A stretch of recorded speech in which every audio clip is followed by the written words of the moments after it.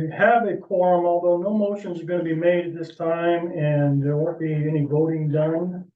We still have to have a quorum for the public hearing. The purpose of the public hearing, we've got two applications that we're bringing before the public. Application MD 01-24, David and Joan Losey, map 31 lot 5E, to subdivide the lot into 4 parcels, and Robert and Catherine Torin, map 19 lot 11, application LU 56-24, to divide the lot into 2 lots with 138 feet and 160 feet of road frontage. Being as we have 2 applications before us, it would be helpful if we could, with your help, keep it to a minimum of 20 minutes each, possibly. And we'd appreciate if we could do that. No crosstalk amongst the audience, and all questions come through the chair. Would be me. And to be recognized, you need to raise your hand, and participants must state their name followed by their question or comment. And I'll decide if somebody else needs to answer the question or I can refer it to somebody else. So first up, we've got a presentation of the application, a summary or highlights of the content, the reason for the proposal, and new information since last meeting, if you have any. And David Losey, I saw you, just there you are. If you've got any further things to go, just give a brief summary and any further information. No new information is offered on the map. We've included the turnaround that the board requested. Other than that, it's exactly the same as you've seen. We own the entire parcel that's shown in the mauve color. Asking to divide it into 4 lots. Each lot, we believe, is compliant with the regulations. We've given you a breakdown lot by lot in the past. I think we've answered the questions that you have asked us so far. We certainly indicated our willingness to continue to provide information if you need it. But I think everything is everything is complete, and there's no new information. So unless there are further questions from the board, I'm happy to simply answer questions that stand on the record as it's been submitted to you. Well, one question is, where did you draw the new, because we don't have this map in front of us, do we? The 3rd page of his letter to the board. Yeah, it's contained in the, Okay, You know, yeah, you're right. one corner of it. that was the spot, Mr. Chairman, that you identified when we were here. It could be moved farther down, really no line, that's just. No, I think from what I that's remember about our minutes, we said that it was approved that there would be just a drawing of it. Yeah. On the map. And that's, you identified it as a spot where you were standing at a particular time during the sidewalk, and I think that's where we were standing and talking. But Yeah, it looks about right. Does the board have any questions or comments? Are we talking about here? Yes, right here. Okay.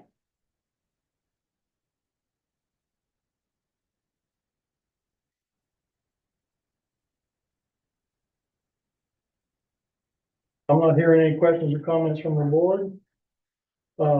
Next, we open the floor up to people for questions and comments for the proponents of the proposal. That means if you're for it, right?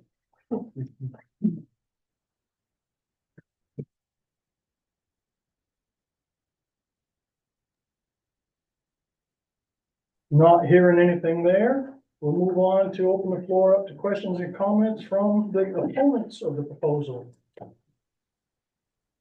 Okay, do you want Tom Dexter here? I didn't see you raise your hand, Tom. I'm home. I'm Zoom. Yeah, I know. I think There's there's a a way you can raise your hand on Zoom, but that's okay. Go ahead.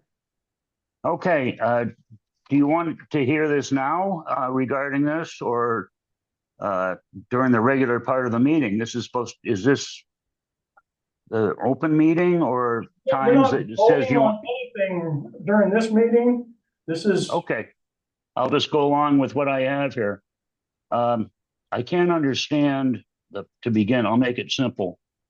I may have missed something at a meeting. I was away and then on a Zoom, but this lot 5E, the only thing different between it and dissolving all those lots together, which saved a lot of tax money, is the fact that it's adding the lot 4 or the Joan Corby lot. Now, I had heard a couple of things here, that at one point, I think it was on Zoom, that there was a mention that that they had no intention of selling. Don't correct me if I'm wrong, but it said something about that. And does that mean for 1 week, 1 day, 1 month, 1 year, without a time? It's kind of nebulous. Also, as I heard a comment, something about, well, it would be different if there was only one house. Well, would that be in a deed? And if so, if it was only one house, you wouldn't need a right of way. A driveway will work. So you wouldn't need the 50-foot right of way.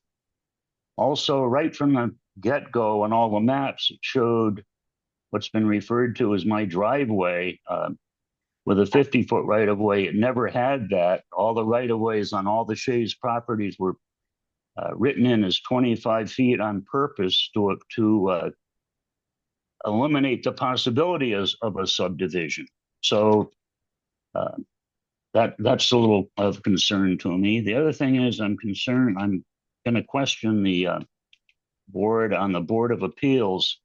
Does the board have the ability to pass something like this, even though there are things that go against it in the ordinance, such as the road construction? There were at least half a dozen parts of Section 45 that would prohibit, as it were, the application. Now, can you approve it, or are those things, as I'm used to on a board, you have to disapprove it because of those miscellaneous things? But then the Zoning Board of Appeals can go over it and say, okay, we're gonna abide by this one. We don't need this one. So I'm just confused about that. So it depends.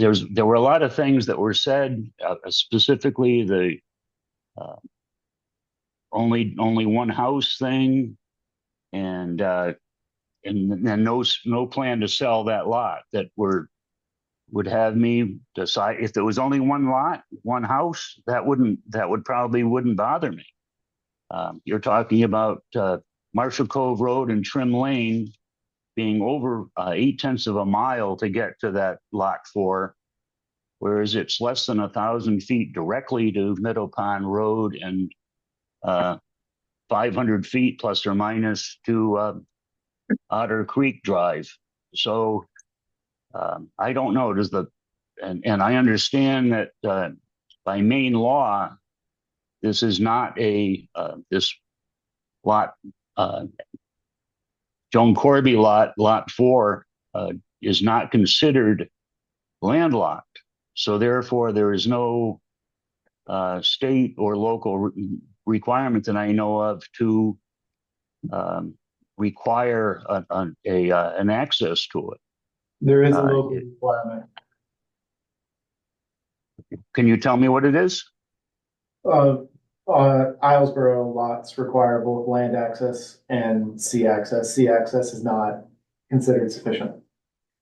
Well, that goes against the Maine law then, doesn't it? It's specified in our ordinances. I'll try to find the check. It's not in 45 then, it must be somewhere, it's not in section 45. But it was bought, the property, as I remember, was, the price that it was quite inexpensive because it did not have land access. And, who, if that's true, who has the power to enforce, how the land access will be there, whether it's Marshall Cove, Trim Lane, or a new road directly, the shortest route out to a main road, or to Otter Creek Lane.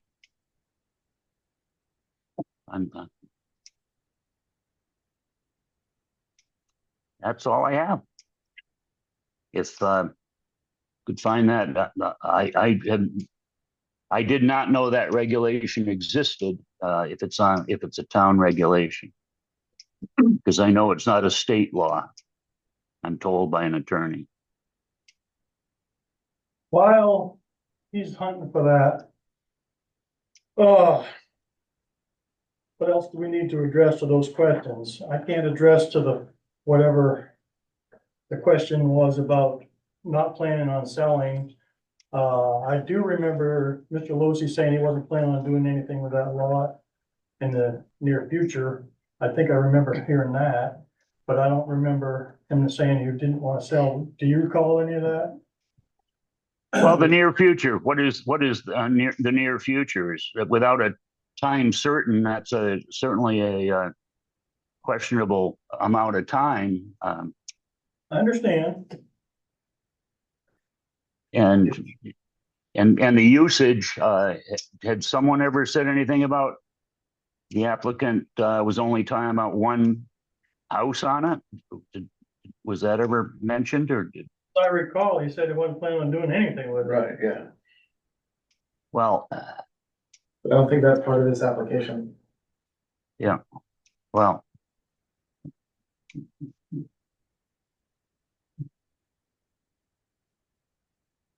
So in answer to that question, that's still a question mark.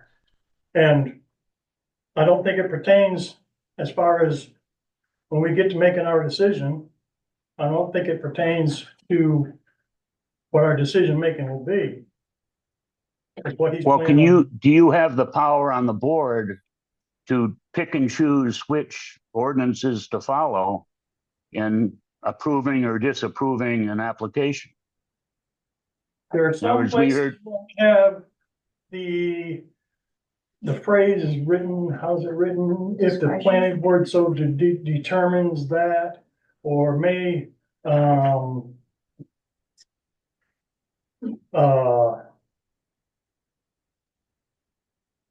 wanna say overlook, what did it say? Well, I think that was on an individual parts of Part 45. I don't think all of them were discretionary, from what I read. And I tried to find something that said you had the leeway, but I thought the leeway was in the Board of Appeals, and that's what I'm used to. And I was on a board, and we had to deny something even though it didn't make any sense because it was in the ordinances. And then it was up to the Board of Appeals to make the decision of whether you should overlook it or not. So I guess I'm confused about that. Okay. We're gonna have to get back to you on the other question Okay. about. I appreciate it. And let me see. Also, as I said, the big one that didn't get answered by the town attorney was the legality of the agreement and all in the deeds to lot 2 and 3, and to my house also, that A, they cannot be subdivided, and B, it was the old Horace and Gary Jones lot, which the applicants bought in 2014, I believe. And it was all of it was a 25-foot right of way. There was no 50-foot. So 50 foot's required in those regs in your ordinances for a subdivision. And can that be, that's another thing. Can that be totally overlooked, or is that something that would have to be done at the Board of Appeals? I don't know the answer to your question. because I Okay, don't- I'm thinking that's why maybe the town attorney has to be queried again about a couple of those things that I asked. And some of it is if you can find it in your procedures as to whether or not you can ignore some. And I'm not saying they shouldn't be ignored. I'm just saying that I'm used to that being in the board. In other words, somebody objects. It going to the Board of Appeal, then you state your objections, not kind of the other way around, the objector causing the applicant to come to the Board of Appeals. I did want to update you, section 125-33B defines minimum lot sizes in all districts. And so that defines requirements for title area in terms of size Okay. and road frontage. What was the number again, please, Trevor? 125-33B. Okay. And that says that there has to be access? It says, no lot adjacent or not adjacent to title areas shall have less than 100 feet of frontage on the shore per dwelling unit, nor less than 150 feet of continuous frontage on a road. Except that up to 4 lots may be served by a right-of-way of not less than 25 feet in width, built and maintained at all times to allow access to all lots by emergency vehicles. Well, how is that ever going to apply with access on a road? 150 feet of frontage. On what road? Within a subdivision. So within a subdivision, we're required to actually have 200 feet of frontage for each lot. And the Okay. assumption is the subdivision is providing access out of its entity. So Okay. it does not state specifically that I've seen any direction that access is provided. I don't know if it shows anywhere in the ordinance that a lot has to have access to a public road.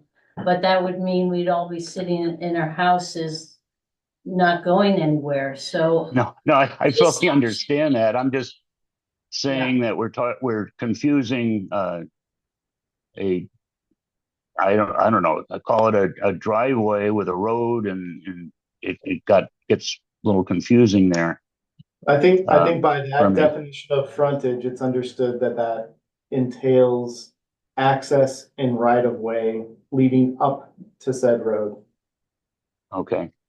Well, who would have the decision as to whether or not Marshall Cove Road and Trim Lane would be the demanded access when you, as opposed to putting in a road through the ITT property or over to, I guess it's the same thing, over to Otter Creek?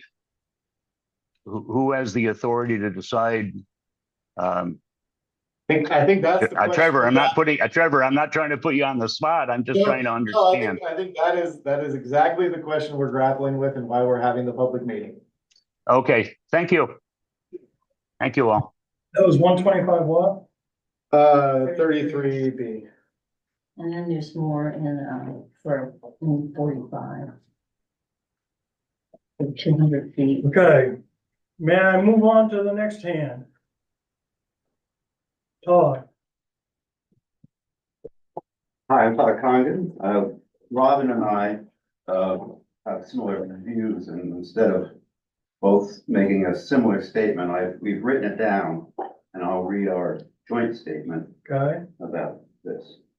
I timed it, it takes about 4 minutes. okay, Robin and I continue to be against this proposed subdivision because of the damage it could cause to the roads we use to access our home. These are private roads that are maintained by their owners. Marshall Cove Road, owned by Josh and Shay Conover, and the first part of Trim Lane, owned jointly by Tom and Glenda Dexter, and Robin and me. These roads have steep hills that suffer from extensive erosion and heavy rainfall. We owners, especially Josh and I, spend a lot of time and money keeping them passable with the current traffic load. Additional traffic will certainly mean more time and money. This proposed subdivision is made up of lots large enough that, under our current development ordinance, could be further subdivided into more than 20 lots after 5 years. In light of the fact that our town ordinance lacks any requirements for private roads used to access subdivisions, we feel that a possible outcome here will be dangerously poor access to our home, especially in winter. We certainly respect David and Joan Losey's right to sell their property. We hoped it would happen in the way generally allowed, and that everyone has a right to sell off one buildable lot every 5 years. But if it's gonna happen all at once by subdivision, it's certainly going to overburden the roads leading to it. I understand from previous meetings that in the absence of a road association, the private road owners can charge maintenance costs to those who use it. But it's not at all clear how that would work. What if they refuse to pay? Would it be written into the deeds for the subdivision lots? This application is approved, something that would reassure us as road owners is covenants in the deeds that prohibit further subdivision of those lots. We think that would help save our fragile hills. When I mentioned this idea in the last meeting, I was surprised to hear David Losey say that his lawyer had proposed the idea to our lawyer, but hadn't heard back. David said he thought that Lee Woodward of Belfast represented nearly everyone in the neighborhood. That's not the case. Back in 1989, Lee wrote the deed for IME Boatyard that transferred a portion of Trim Lane to the Dexters and ourselves. And a year ago, a little more, Lee was good enough to write the corrected deed that David Losey's lawyer demanded of us to clarify the ownership of the various parts of Trim Lane. But Lee Woodward is retiring now and trying to avoid any new business. After the last planning board meeting, I called to ask about the letter from David's lawyer, and Lee was kind enough to forward it to me. Originally sent last November, it outlined a multifaceted agreement that involved the Dexters buying for a very steep price, I have it written down, but I won't say it, a 3-acre portion of the landlocked Corby lot that the Loseys sold to Jerry and Tucker Jones years ago, and included the idea of no further subdivision of several other lots. I think Lee forwarded the letter to the Dexters last year, and maybe their silence with the reply, I don't know. So Robin and I never heard from the Loseys or their lawyer about that idea. As far as I know, David and Joan Losey haven't talked directly to anyone in the neighborhood about the subdivision plan before submitting their application. Now, we can't speak for any others impacted here, but we can say, Robin and me, that when it comes to maintaining the safety as well as the backwoodsy nature of our private access roads, qualities that we value greatly, we think it would help if there were a town attorney approved covenant in the subdivision that guarantees no further subdivision of the lots in perpetuity. Thank you. Anybody from the board? I don't see the town attorney getting involved in private matters. And that's what that is, in my opinion. It is. You still have the floor. Oh, thank you. It's not a private matter in my opinion. It's a deficiency of the ordinance that the subdivision laws don't say anything about the private roads or the condition to access these subdivisions. You're going to be doing this all over and over again in the town. Okay, your opinion is noted. Thank you.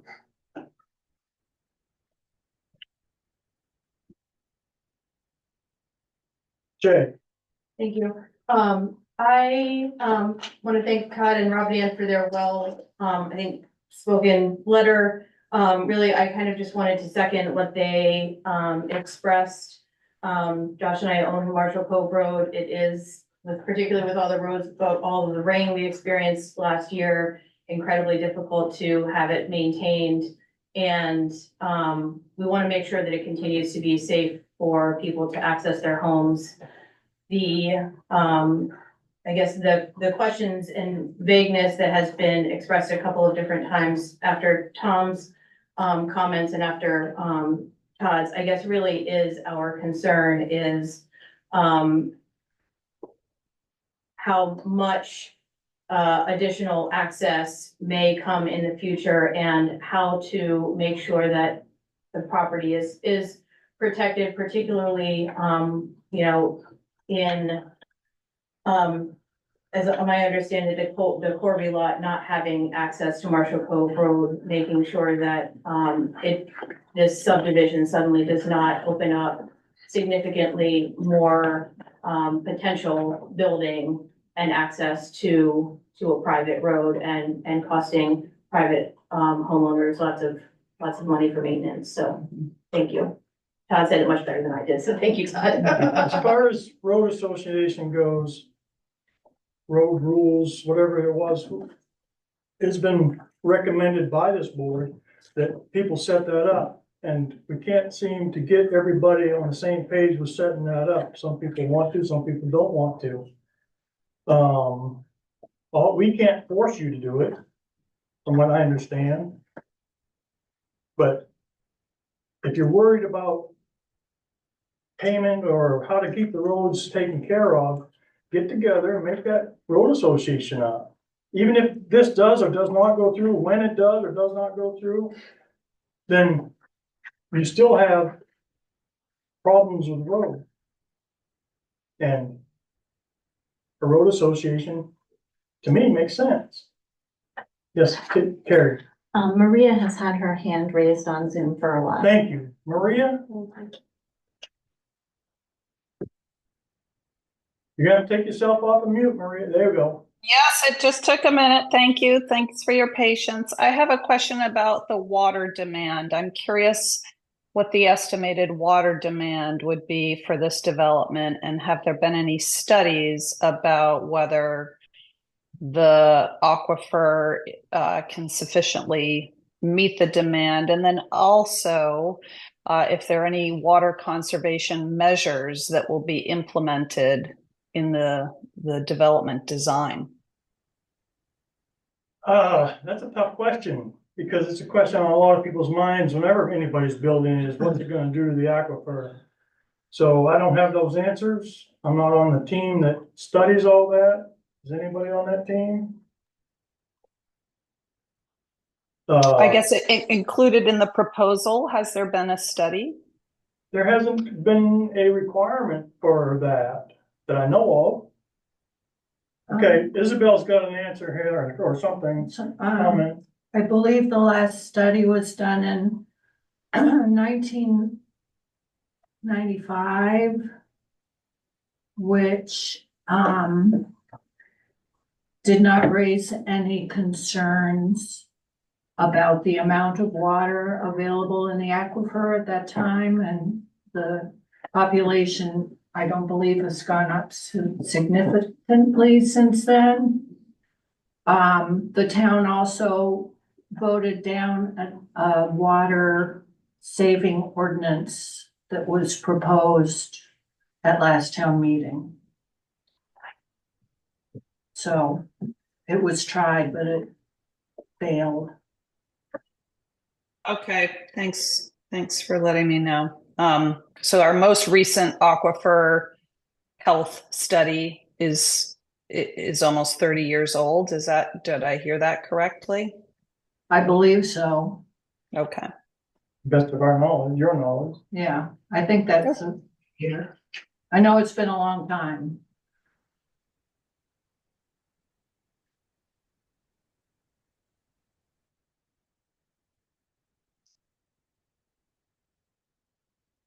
All right, I'm reading something up here. Who did that? Tracy Lindelof said Oh, she just agreeing with, concurs fully with the statement of Todd and Robin Condon. okay. I would like, if we could, to move on to the next one. Where is it?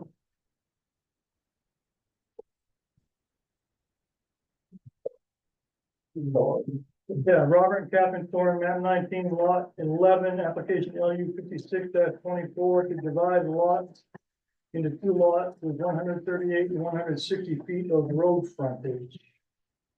Mr. Chair, I wanted to respond to those people who spoke. If you want me to do it now, or do you want me to do it after the whole thing? I'll give you, you think you can handle it in just a couple minutes? Let's see. Sure. At any time you want, I don't care. You go ahead. First of all, with regard to water demand in the aquifer, I have spoken both to representatives of IIT and a few years ago to somebody in this building, I think in this room, about the water resource. The back portion of what I've got is lot 4 is a large swamp which is shared with the IIT land. It's also the headwaters of Otter Creek, and I asked, gee, if there's a water shortage anticipated, would it be a good idea to convey this to the town, get a water tower up there and a pump, so that there's a water supply, and if so, we're willing to contribute that land, and I suggested that IIT maybe should as well. As I told you before, IIT won't put anything on the agenda with regard to that lot, I don't know why, but my point is I'm sensitive to that, and all we're talking about is individual wells at this point. With regard to road association, as we told you, my wife Joan organized 10 people on the road back in the 80s to suggest that we try and get a road association together. I drafted that agreement, we presented it, and it didn't fly. We're still willing to be participants in that sort of thing, but we can't, we're pushing a car uphill with a rope. We can't do it alone. With regard to our intent, not intent to sell and all that, I think there's some confusion. If you remember, we first came in here with a 3-lot subdivision. Right. I said, there's this other land down here we don't want to deal with right now. We knew it was going to be controversial. Let's just get the 3 lots done and be done with it. It was your suggestion that that lot not be left alone, but that we make sure it complies. So we did the soils test, we did everything to make that lot compliant, and it became a 3-lot, became a 4-lot. That's how it happened. I don't recall anything about not selling it or dealing with it. It just simply, I thought we could postpone any action on it until later. You've asked us to do the work on 4, we've got a lot that qualifies. With regard to the 50-foot right of way, instead of a 25-foot, we own the land on the side of that right of way, can expand it from 25 to 50 feet. Don't see what the problem with that is. With regard to restricting the number of structures, whether they're on lot 4 or anywhere else, again, we are willing to discuss this with our neighbors. But as I told you, we got a letter threatening suit if we were to sell this property. Once that happened, and I've been practicing law for 53 years now. Once that happened, okay, I don't talk to these people, I got a lawyer. So all I can do is ask my lawyer to get a hold of their lawyer and try and set up some sort of communication. We are still willing to do that. But since that's not happening in the near term anyway, I'm asking you to approve the subdivision because it otherwise meets the requirements. And there is no requirement that we restrict the number of lots. I'm not a builder, I'm not a developer, I don't have any plans to make Levittown out of this. I just want to divide my land into 4 parcels so that I can sell them and move out. I'm not wanted in this neighborhood, that's pretty obvious. So I like to leave. By making it difficult, we pursue the conflict. This is silly. We just want to get the thing, no buildings are proposed anywhere on here. Just want to divide the land into 4 lots and move on. With regard to whether there should be a connection to Otter Creek Drive, whether there should be a connection up to the main road. First of all, we don't own the land. IIT has over the whole Otter Creek subdivision, IIT has a number of rights. Again, IIT won't talk to me. Sue Hatch will, but they won't put it on their board, on their agenda. I can't answer for them, I don't know why. But it would make sense to run a road up, and I'm perfectly willing to give an easement to run a road up to the main road through here, I think for public safety reasons, it makes sense. But I can't do it myself because I don't own the land, IIT does. Similarly, going across to Otter Creek, I don't know the land. I think Otter Creek may have the rights that they retained in their conservation easement. I don't know, I haven't read that document in, God, 10 years, 15 years. But they did retain some rights. And I have no problem cooperating to bring a road through so it becomes a loop. So I want you to know I'm willing to cooperate. Joan and I both are. But we can't do ourselves what we don't own. Now, if there's anything else that I can respond to from what was asked, I'm happy to do it. No, Thank but I'd like to respond to what you said about your subdivision.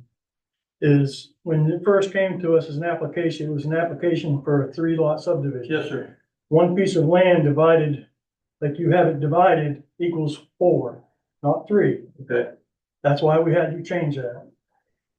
Okay, I didn't know how to, if there were a way to say excess land not included in the subdivision, I'd be happy to do that, but you said 4, I got 4 that comply, so there we Right. are. Okay. Bob and Kathy, are you there? Yep, there we go. Thank you for considering our request. Can you hear us?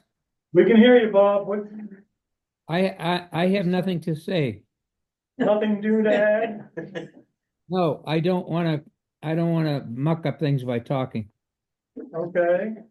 Well, given that you have nothing new to add, I'm gonna move on to the floor for comments and questions from proponents, people that's for it.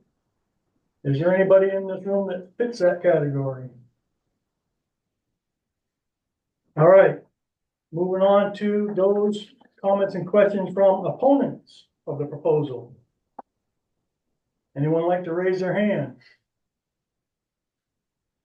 Terry, you Not are, clearly hearing whether you're talking about proponents or opponents. proponents is for it, And and opponents are against it, is opponents is now? yes. Yes. If I may, I'm actually not speaking as a proponent or opponent. I'd like to address just generally the question of the board and the land use ordinance and the development review ordinance. Is it One, I'd pertaining like this, to this, rewind that, time out, is it pertaining the Torrin property? I'm sorry, Is this pertaining to the Torrin property? I'm sorry, my ears are bad, I missed that, no, it's not. Okay, We don't need it. this is a Torrin property, anybody against what's going on, what he wants to do? I don't hear any questions from the floor. So with that in mind, I'm gonna adjourn the public hearing. We're gonna take a break and get ready to go for a regular meeting at 6. Can we jump ahead? No, no, we take a break.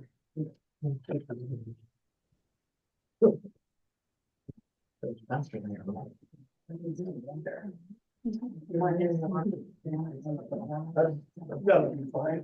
Think over here. Sorry? Hard stop?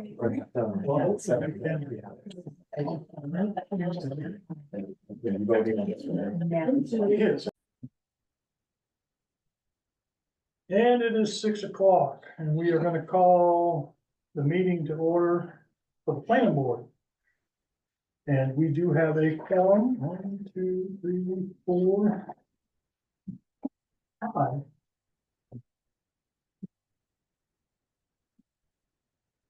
So we have a full quorum, we have a full board today.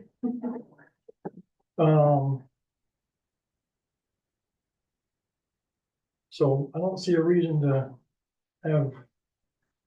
give voting status to, alternates.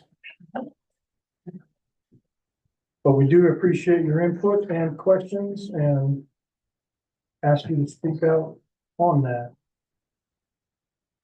First up is Approval of minutes, October 21, 2024.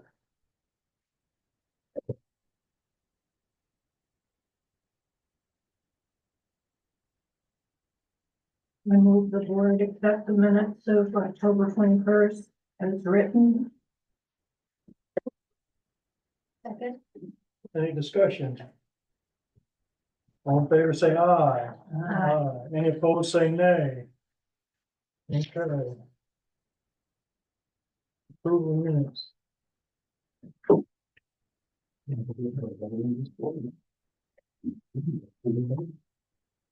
Pretty sure. We give her what? We can start with John Creelman and then see if she shows up. Okay, old business, land use ordinance. Hello?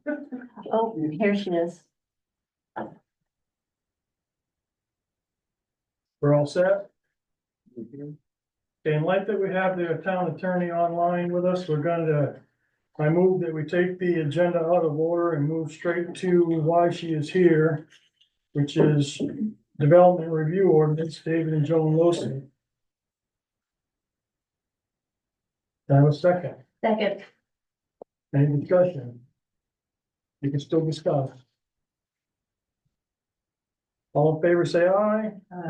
Any opposed, say nay. All right, we are taking it out of order, the agenda out of order, and moving on to development review ordinance, David and Joan Losey, map 31, lot 5E, application MD 01-24 to subdivide the lot into 4 parcels.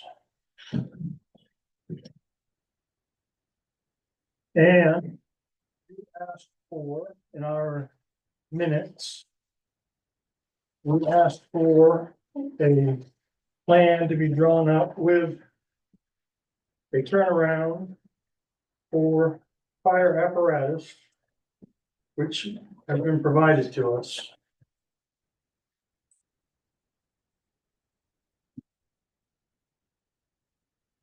We've gotten several bits of information from Terry Cowan. We've gotten information from Mr. Losey to look at, if you haven't already looked at that.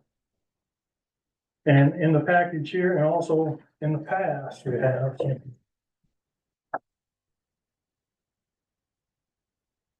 Does the board have anything? Questions for the attorney? Question for the attorney would be fine.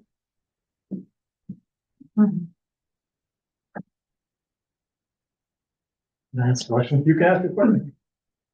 Thank you for joining. I believe the question before the board amounts to whether or not the proposed lots have legal access or right of way through Marshall Cove and the section of Trim Lane that is not associated with the Losey properties.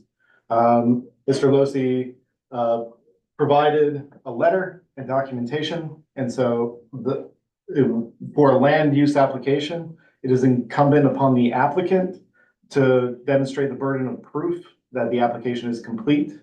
Have you had a chance to review that letter and his assertions of access and right of way?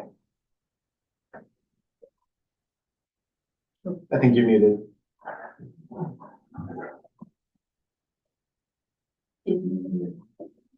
Sorry about that. Sorry. Yes, I have. And I assume Mr. Losey is there tonight? Yes. Yes. Okay.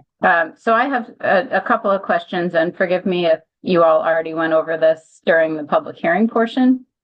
But from my read of the letter and the submissions, there's the Pink Road. And from my read, it appears that the letter establishes that the Pink Road would have provided access to Lot 4. But today we're talking about a road or a right of way on the other side of the property. And I guess I'm trying to figure out like from the letter, the pink road would appear to go up through Seekman. On the southeasterly boundary of Seekman. And I'm wondering how we get from that over to the Trim Lane portion that goes through Blackford.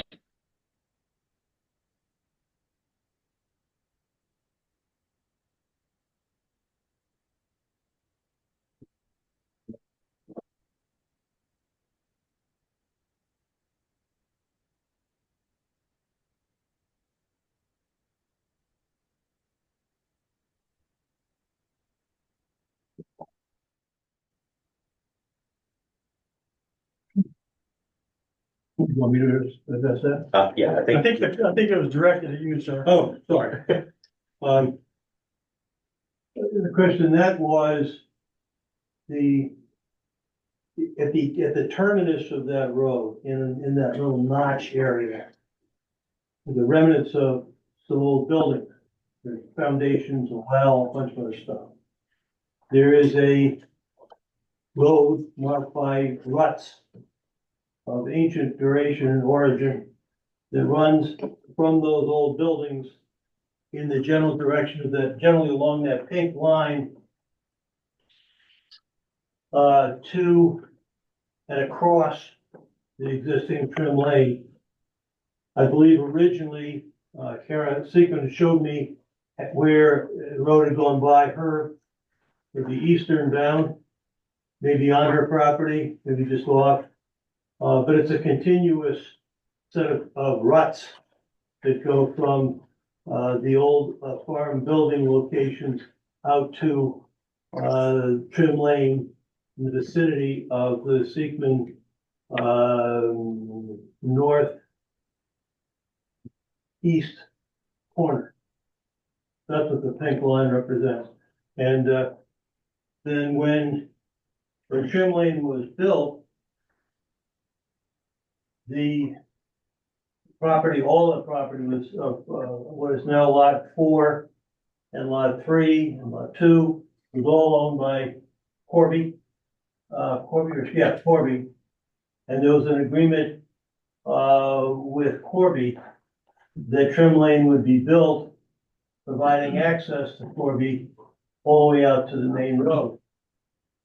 Precisely what the intent was with regard to the section of the pink line that went through or along Seekman, I don't know. But why I was talking to Don Richards, their surveyor, and Don thinks that the intent was to relieve the burden on the Seekman lot and simply bring the lot, the pink line from the point where it touched the new Trim Lane out of Trim Lane.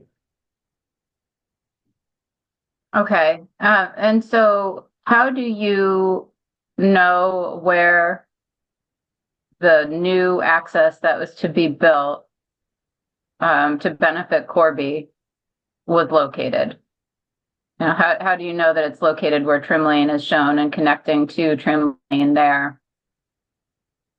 In the one of the Corby deeds, there is a description or an agreement with Ellis, Grinnell, and Randlett, who did the Sunset Acres subdivision, that they would bring a road up to provide access to the Corby lot, that road would terminate at the, I guess it would be the easterly side of lot 3.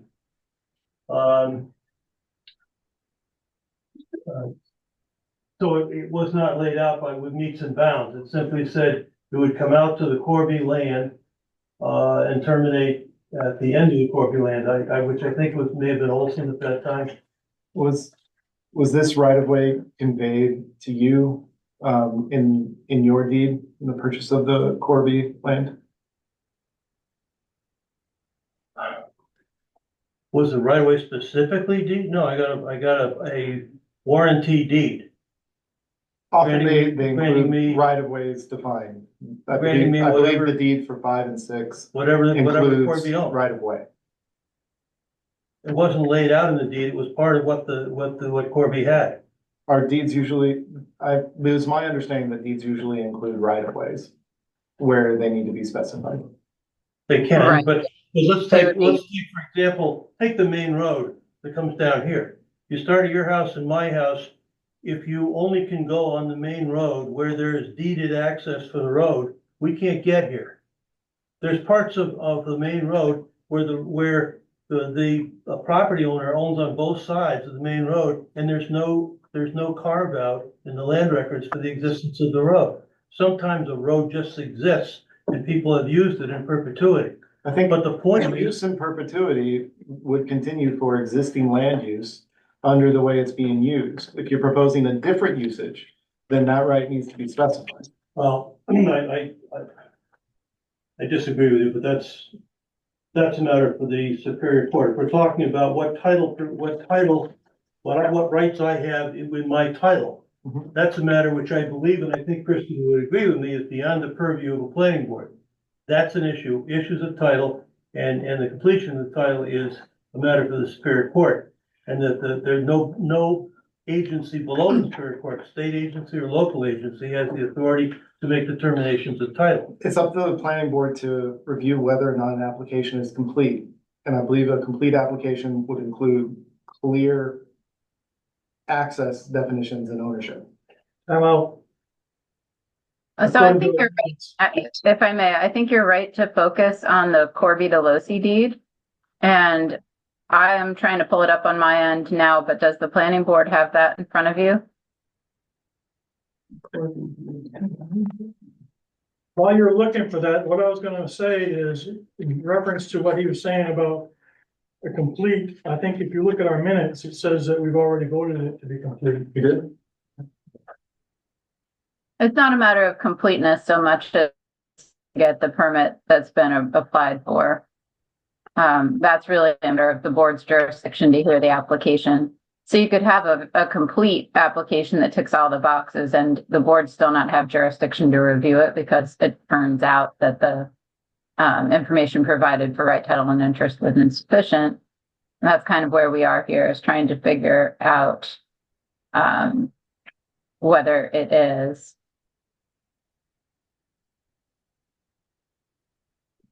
Okay, so the Corby DeLosi deed is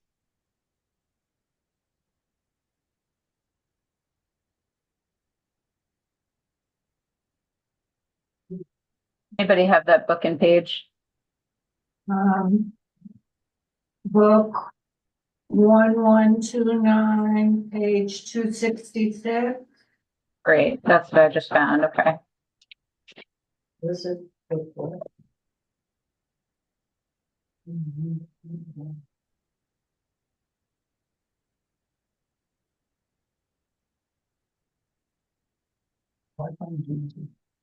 So it describes the land and says it's the same premises as described in the deed from Pendleton to Corby, but it does not say anything about any rights of way.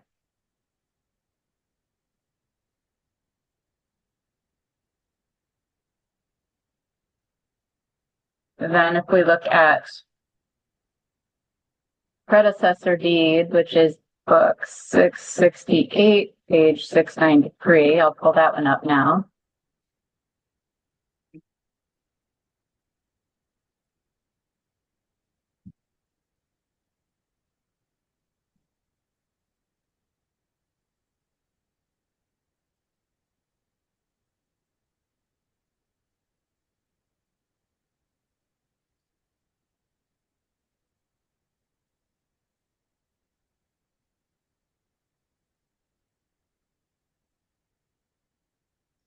Okay, and sort of it in turn refers back to another deed, but it does not say anything about any rights of way.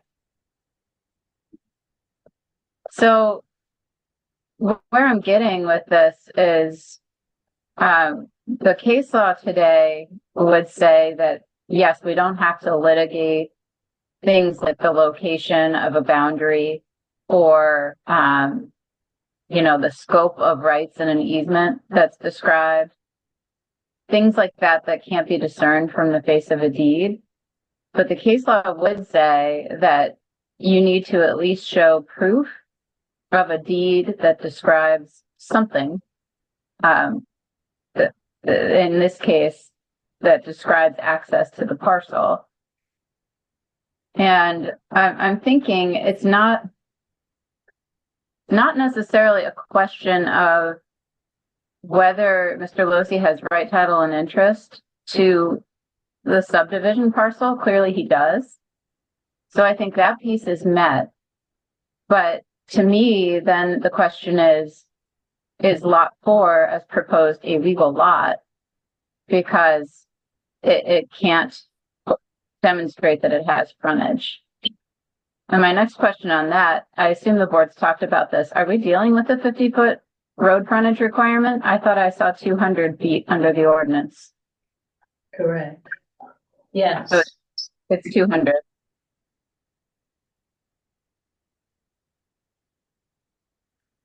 Sorry, is it 200 or 50 feet? The requirement. For road frontage, 200 feet. And the 50 feet is the width of the required road. And what's the length of this right of way as proposed on the plan?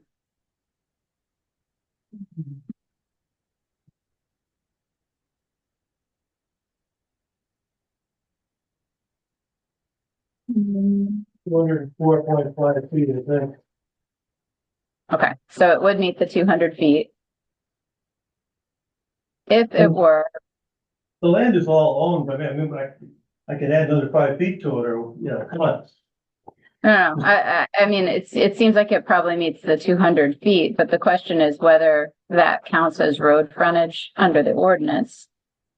And so, you know, we're under the development review section of the code.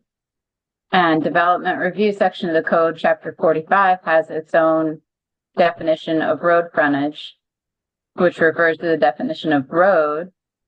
And road, forgive me if you've already gone through all of this, board, but road would be an actual built and traveled road existing as of the date of the application. And now you could get there by just requiring that the road actually be built as shown on the plan, before any building permits would be issued for the rest of the subdivision. But I question whether he can show the ability to do actual road access off Trim Lane to lot 4, meaning can it be a road? And if it can't be a road, it couldn't satisfy the road frontage. If what you're suggesting, Christian, is that the road has to be constructed, then I'm perfectly will accept a condition that lot 4 can't be sold until the road is in existence. Not just, it would not be just lot 4, it would have to be everything's right. Is lot 4 your homestead parcel, Dave? You have a house on it? No, that's on 1. That's on 1. What you're telling me is that if there's no road on 4, none of that property can be sold. Is that what you're trying to tell me? Yeah, here's the problem. The problem is if it is determined that you don't have clear rights for a road to lot 4, it's not a question of whether whether the road can be built physically. It's a question of whether you have the right to build and use the whole path out via Trim Lane to access lot 4. So if you don't have the legal right to build that road, I don't think we can call it a road. Well, And if there were a reference in your deed to the land that's sort of bounded in lot 4 that said there's an easement and we were just kind of questioning where it was located on the face of the earth, I feel like you'd have established that enough to get through this. But where I'm struggling a bit is the deed doesn't describe any right of way. And as you know, Dave, it's not super uncommon that that would have happened, that a landlocked parcel would have been created. And in that case, you know, there might be an easement by necessity that a court would have to determine. And so I guess the question is, you said there was an agreement. I remember your letter said this between the sellers and Corby that said a road would be constructed, and that was recorded. Dave, was it in a deed? Yeah, And what deed was it for? It wasn't for the Corby parcel? One of the ones yeah, I'm looking. it was when Corby, I think it was when Corby sold.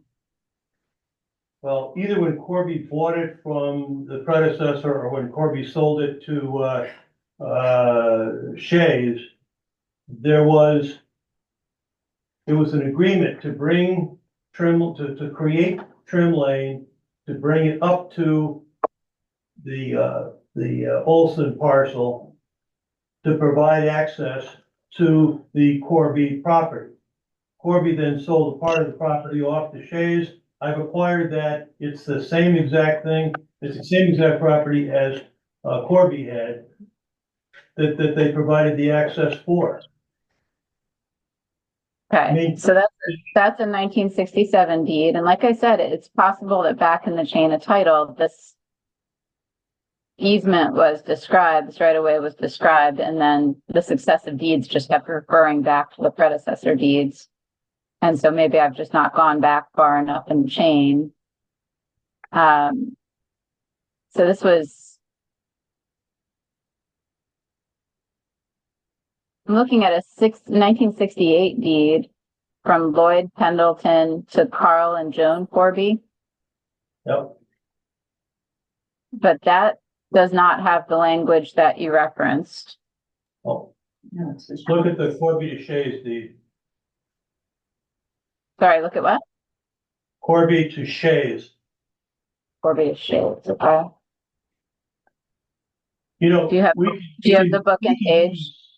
We can do this offline. It'll authorize her to talk to us offline. I can do that. Or we can, I mean, you've got other stuff to do. It's up to you. Oh, I don't really love having any conversations offline with an applicant. I think it's still sort of ex parte since I Well, that's represent the fine. board. How about Dave Perkins? He's representing you in this. Tend to feel the same whether it's your attorney or otherwise. I think the board kind of needs to understand how how everything fits together here. And it's not going to take that long to understand where we are. So it's not the Pendleton to Corby deed that I should be looking at, because that's the one that's referred in your deed. When Corby sold to Shays, there was an agreement in that deed that Ellis, Grinnell, and Randlett would bring the road up to service the Corby property before it was sold to part of it was sold to Shays. Now, the part that was sold to Shays has come back to me. So the same thing that Corby owns, that we own now, from the lot 3 by Seekman all the way to that notch on the side of 4. That was all Corby. It's now all us. That Corby lot was served by, part of the reason for creation of trim lane was to serve that lot. If the deed from Corby to Shays is to be believed. You're still in the middle of hashing something. I'll get to you in a minute, Todd. I see you. Okay, I feel like, Dave, you've referenced that deed in your submission, but without a book and page and without sort of explaining how that fits into the chain of title for the various properties. I feel like it would be good to get that in writing, because that's what this is all going to come down to, I think. I submitted information, I just didn't bring it tonight because I didn't know that was gonna be an issue.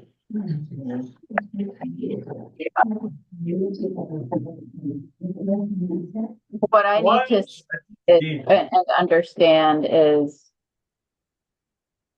lot 4, as depicted here, whether all or some of it was described in that Shays deed and therefore benefited by that right of way that was purported to be given and built out as part of that.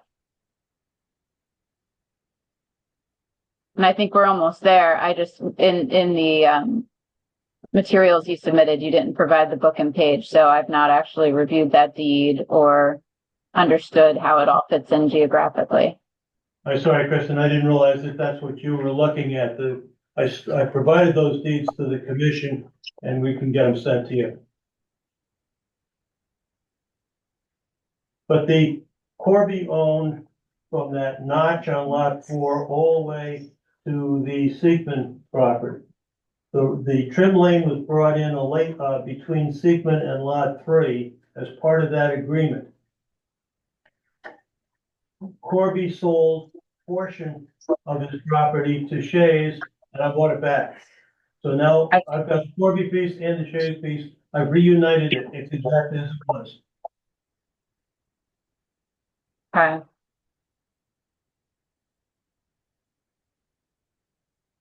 Is the board following us on this? I'm trying to follow it.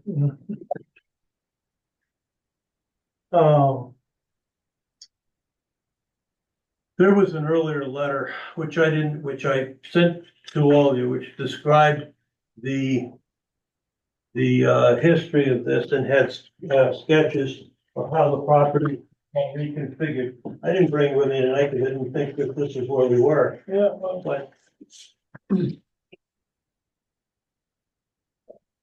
yeah, I did, actually. The letter November 12th. Do you have that? I can get it. right here.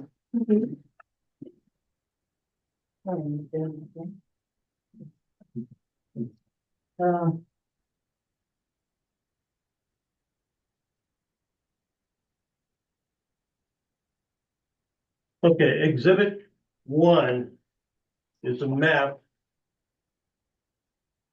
with the pink line, I don't know, orange line or something. Right, That orange line is a demarcation of what Corby owned.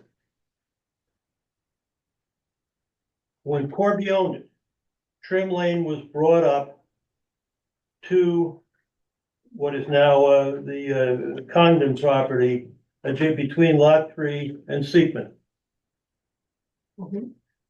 And that was done for the specific purpose of giving Corby access. Who was Corby? Corby was everybody inside that orange line. Now, what happened after that? We go to exhibit 2. And you see that it's the same map, except that there's another orange line drawn, and I wrote the number 1 and 2. 2 is what was sold to Shays after trim lane was built by that agreement. Then there is exhibit 3,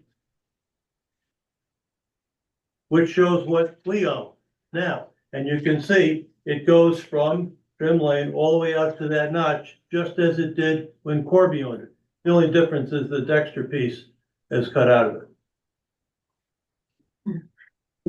That's why I did those 3, to say, yeah, Corby, you're claiming right title and whatever it was, off of the pink line, correct? no, sir, No, sir. off of trim lane. The pink line is the existing, and has been for a long time, the ruts that show where the original Right, road which was. I'm assuming hasn't been used in 20 years. It's been a while.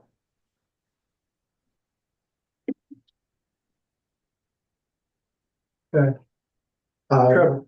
This question is actually for Todd.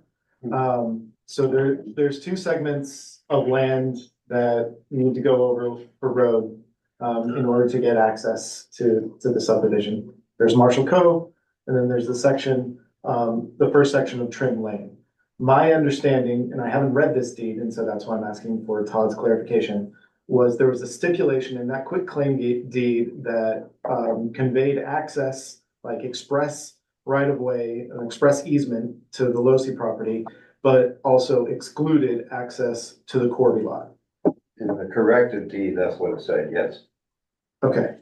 Was that something that was signed by both parties? So a deed, when it's transferred, doesn't get signed by the, I didn't know how this corrected deed worked, Yeah. so I was just. well, deeds in general, they get signed by the people granting the sale, not by the people buying. The people who are buying get specified, but they don't sign.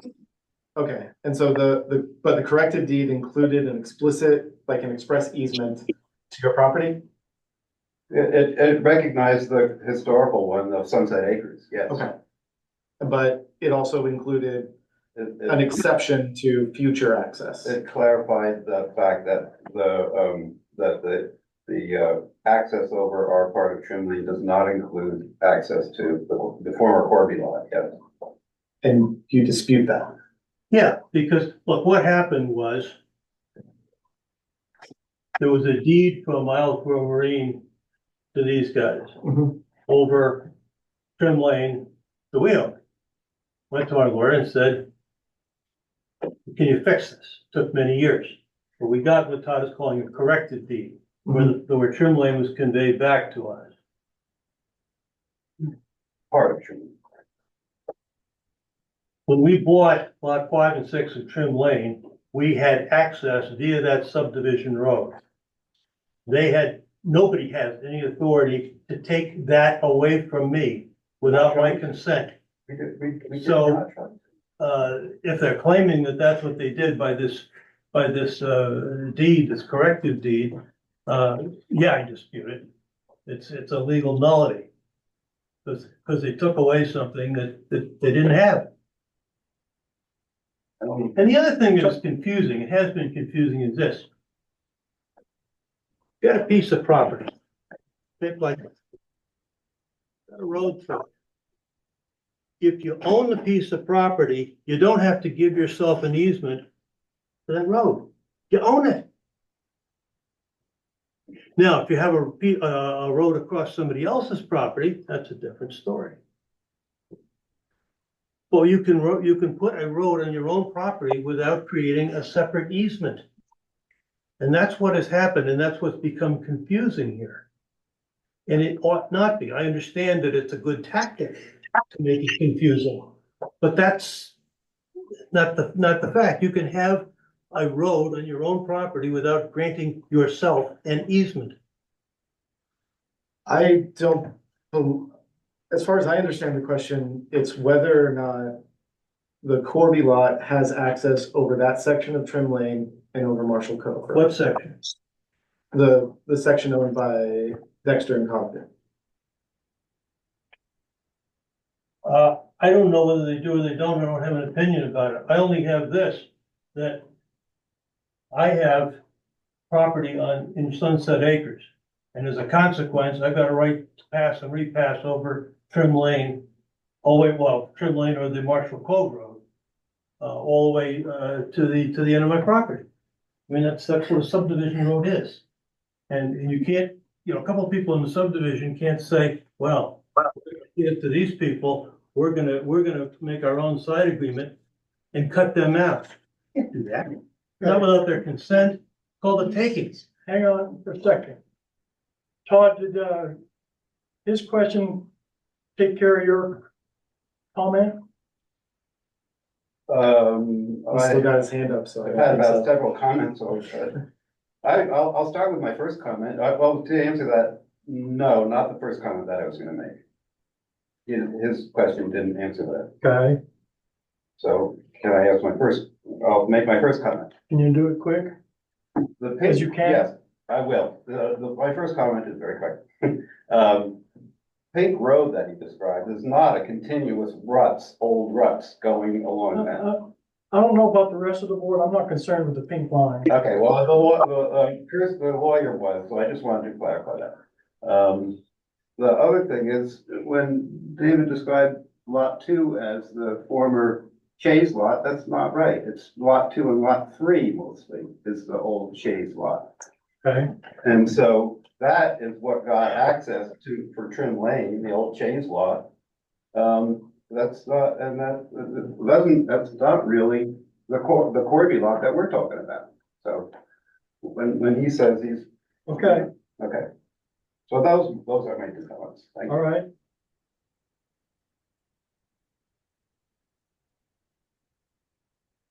Is Can I ask a anybody? Go ahead.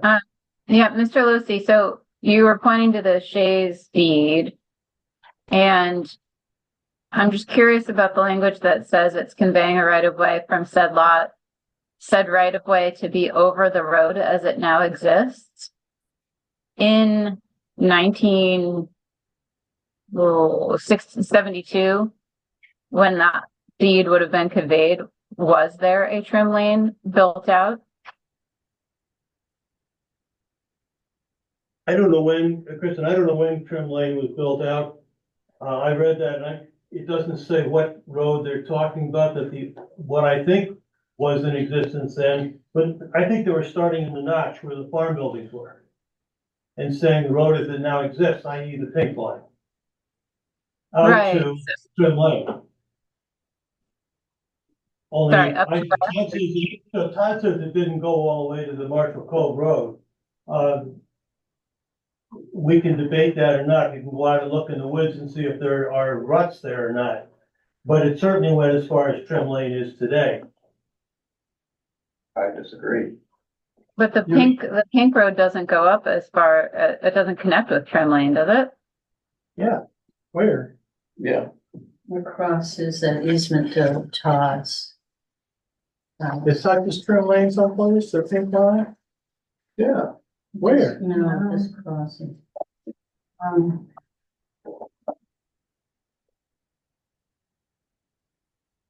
So now I'm a bit hung up on that because if the deed was conveying a right of way over as it now exists, and you've, I think, reasonably proven to us that the pink road existed, why wouldn't that right of way benefiting, described in that deed have been the pink line and not connect with trim lane, but go all the way out as you've shown it on the exhibit 1? It may have, that may have been their contemplation. It wasn't clear to me, Christian, whether the pink line, whether they were intending to create or referring to an existing road, the pink line to trim lane as it was being built at that time, or whether they were talking about something beyond. I don't know. Okay. But it's clear that trim lane was being built to that point.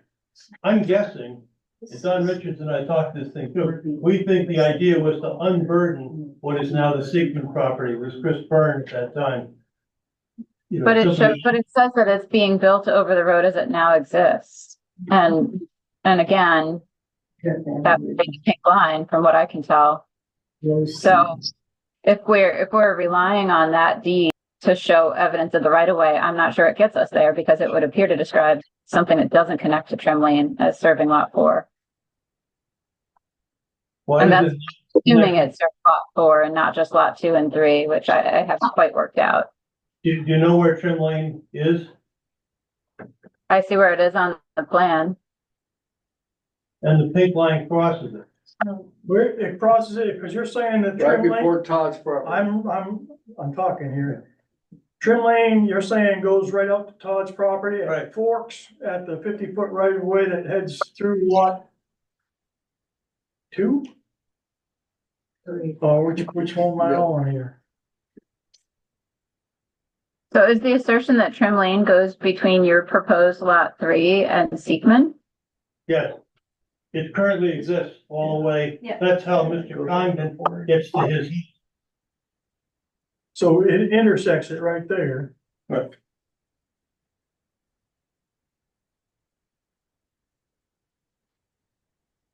A related question to our town attorney, Kristen, is that? Yeah. There's been some confusion in this, obviously, but for my part especially, is there a difference between a right-of-way and a road as in frontage goes? Because if we're talking road frontage or right-of-way frontage, or does it matter?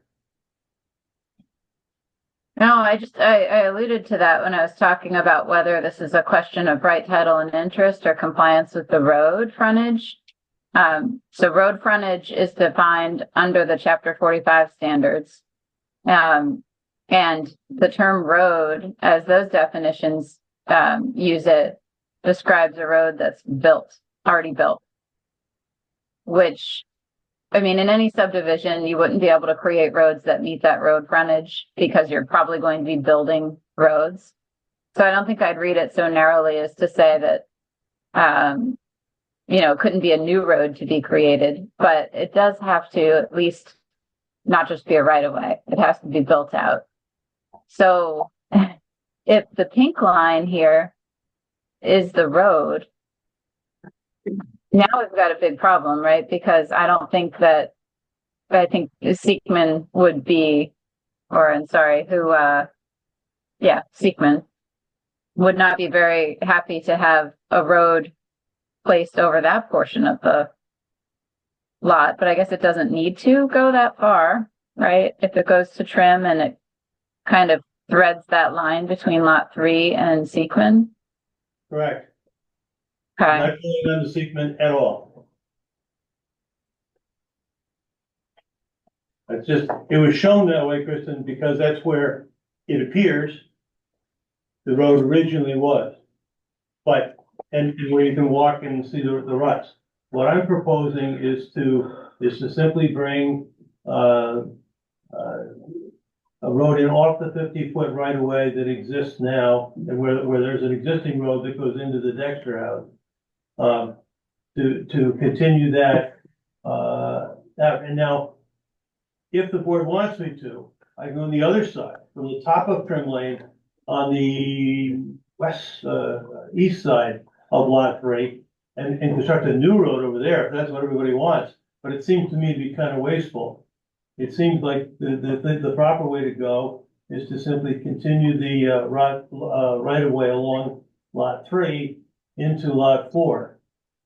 Or, to make it simpler so that everybody can go home, forget Lot 4 and give me the 3-lot subdivision about which there is no issue.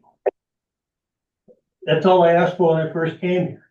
And the pointed out that would create a lot. Well, all right.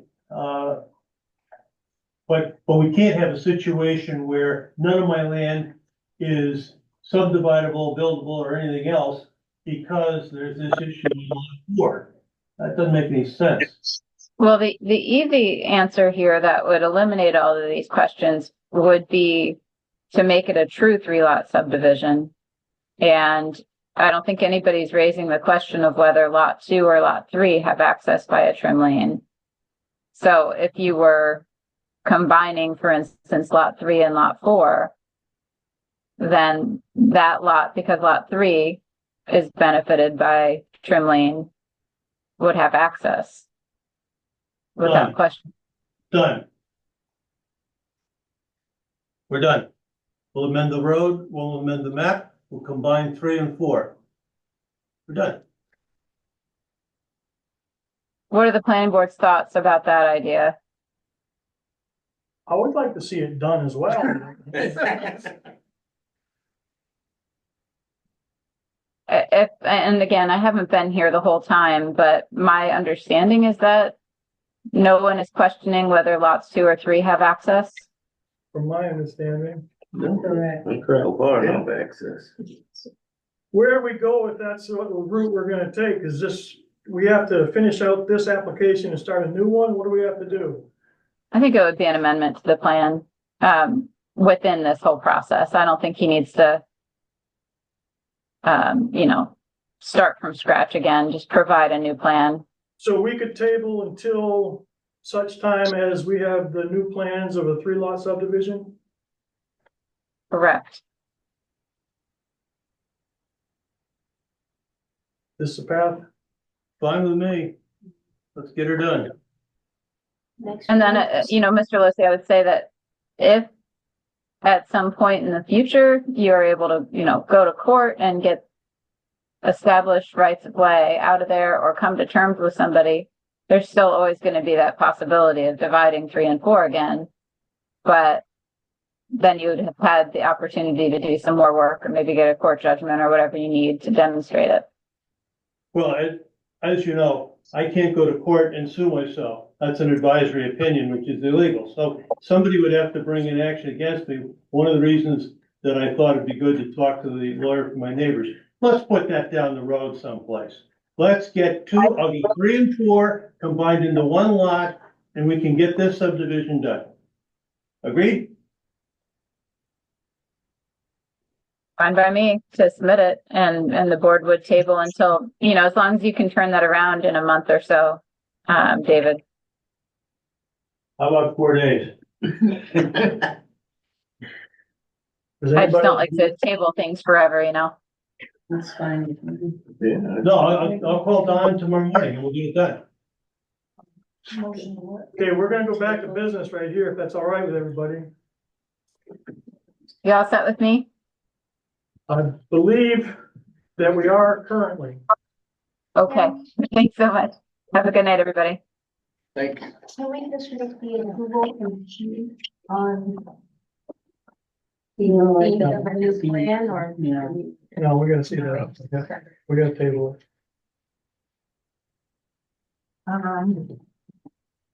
I move the board table application MD 1-24 for The amended lot plan. That's it. Amended lot. plan. Yeah, I would say that's right. Second. Any discussion? There's a chance to discuss. All in favor, say aye. Aye. Any opposed, say nay. Late aye. Mr. and Mrs. Losey, thank you for your time. Sorry that we dragged this thing out for you. Well, I appreciate your perseverance and we'll get her done. Yes, sir.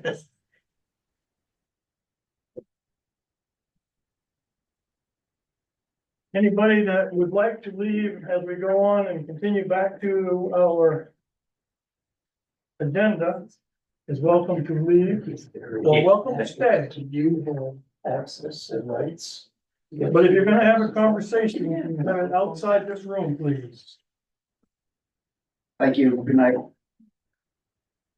I make a motion to return to the agenda as written. Second. Discussion. All in favor, say aye. Any opposed, say nay. Let's see, do we have John Creelman here? Yeah, he's still there. He's on. Yes, okay. So going back to our original agenda, land use ordinance, John Creelman, map 42, lot 14, application LU 55-24 to elevate the existing home, increase the volume square footage by 30% and upgrade the cesspool to a septic tank. Memory serves correct from the minutes of the last meeting, we had a site review. Yep, we did. Site review, all setbacks met, everything was marked. Yep. All look good. So we saw no issues at all. Right. So, that being said, we go from here. If we don't have any further questions, complete.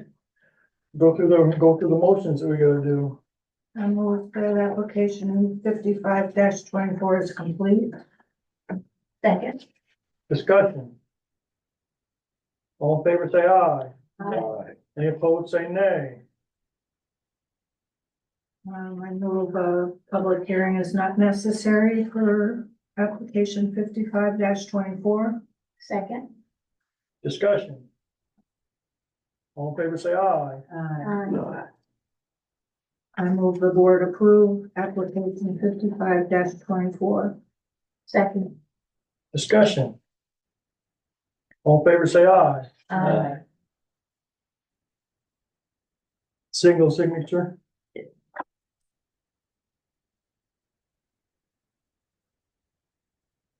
John, you'll be having want it mailed to you or you are still out here? Hi, can you hear me? Yes, sir. Yes, no, I'm in Vermont.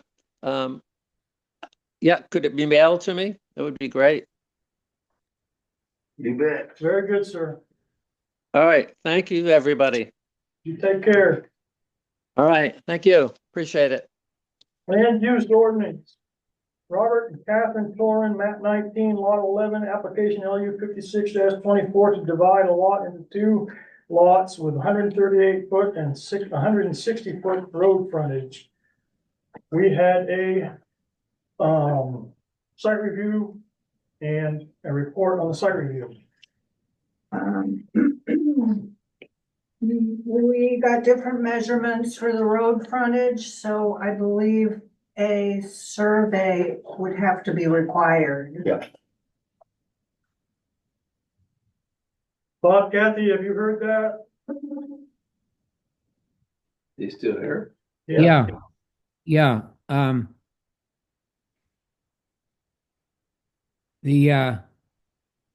I had Paul Grindle go with a steel tape from the pin on the ledge to the 138-foot mark. Yeah, we saw that, but your total road frontage, we were like at 305 feet when we got to your driveway. So there's some measurements off there somewhere. When I first bought the land many years ago, I had a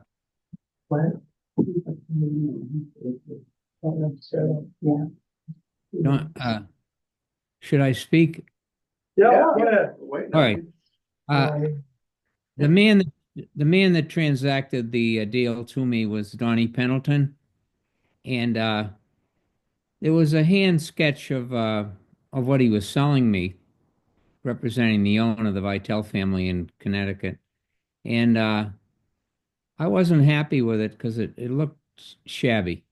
So I hired a man for $600 to create a vellum survey, a complete survey of my land with a book and page.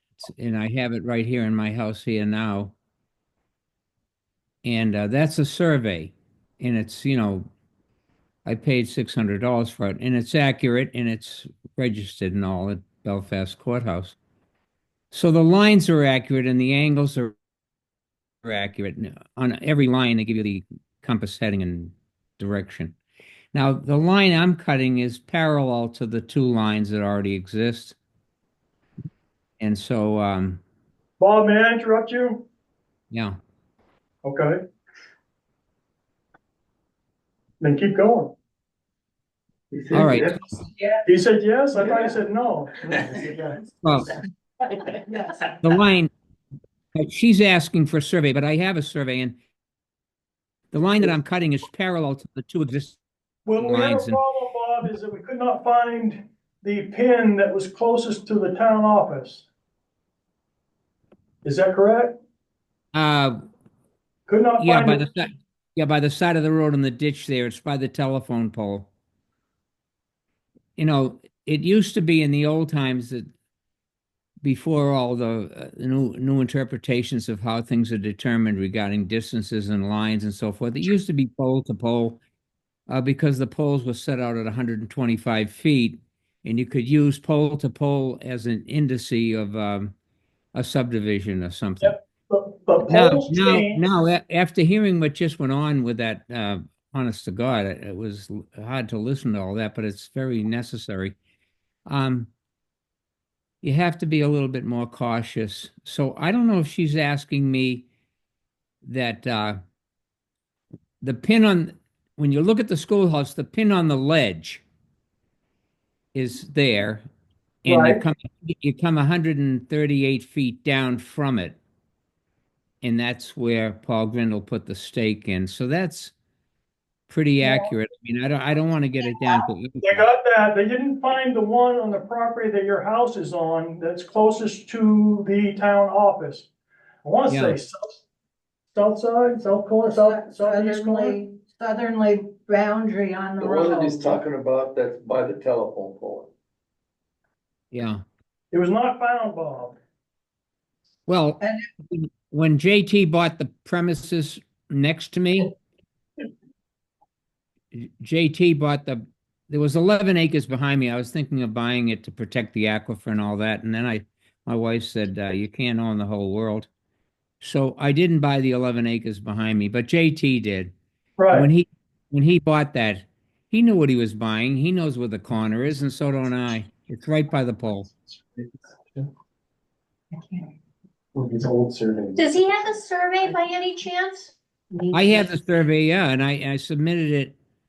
Yeah, it's not, I mean, it's. The old survey. I don't see the whole thing, though. And I tried to pull it up myself and I couldn't find it at the Registry of Deeds. Okay, so you want me to drive it up there tomorrow or what? We need to know where the property lines are in relation to where everything is in order for us to do a proper site review. We have to be able to see those property lines, and we can't see them, Bob, so we're gonna have something so we can see them. Oh, so I'll give you the survey. It's a $600 survey. It's on vellum. It's written, it's absolutely accurate. And I don't want to go, well, let me say this. I don't think you want to drive me into resurveying what's already been surveyed. Not after listening to what you just did. I mean, we're talking about 1876 here. I bought the schoolhouse and the town quit claimed the schoolhouse to the estate. You know, in the old days, what happened was they let them build a schoolhouse there on the land, and he put a line in the deed that if the town ever ceased and desisted from using it as a schoolhouse, it would revert to the estate. So when I bought the land, the town quit claimed the schoolhouse to the estate. I hope I'm not confusing you. You're very much than me, so I mean. Are you going to get on your hands and knees with a magnifying glass? Bob, one of them board members would like to make a comment or question. Do you own your driveway next Yes. to your house? Yes. Do you? Are you sure? Was that a yes? Yes, because the line is at the telephone pole and runs out to the back of JT's land. You don't think did JT buy 11 acres and not know what he was buying? Good. Time out. Listen, she's got to make a comment here about where her tape measure ended up. We got to from Paul Grindel's stake on the north side. And we measured, it was, I think, 305 feet to the middle of your driveway. No, just a minute. The pin in the well, I don't know what you did, but I think it to be an error after We went from Paul Grindel's stake. No, the stake, Paul Grindel's stake, is not the commencement of my land. When you look at the schoolhouse, say you stand in the street in the center line of the street and you look at the schoolhouse. The steel, there's a pin in the ledge to the right of the schoolhouse. And that's where you start measuring. From there, 138 feet to Paul's stake. Yeah, and then from there, measurement, but we went further. We were trying to measure the 298 feet of road frontage that you are claiming. And we believe you own more than that. Oh, that I own more than that. You either own more than that or your driveway is on JT's land. Yeah, one or the other. To the left of my driveway is a raspberry patch, but behind the raspberry patch is a huge swamp. And in that swamp, the ducks breed and reproduce. And that swamp flows into a brook that goes under the road to the left of my driveway. That swamp. I mean, I don't want to own a swamp. I mean, it belongs to JT. The swamp belongs to JT. It's right there by the telephone pole, so he mismeasured it somehow. Yeah, and Bob, your plan is to divide it into 2 lots, correct? Yes.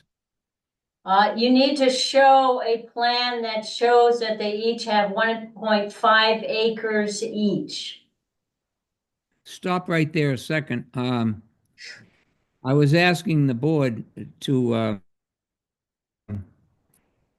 when you come down from the pin on the ledge to the right of the schoolhouse and you come down 138 feet, I didn't want the frontage to cut my lawn right in the middle, so that I wanted it to come in on the hedgerow there's a cedar hedgerow between my house and the schoolhouse, and I wanted the line to come there.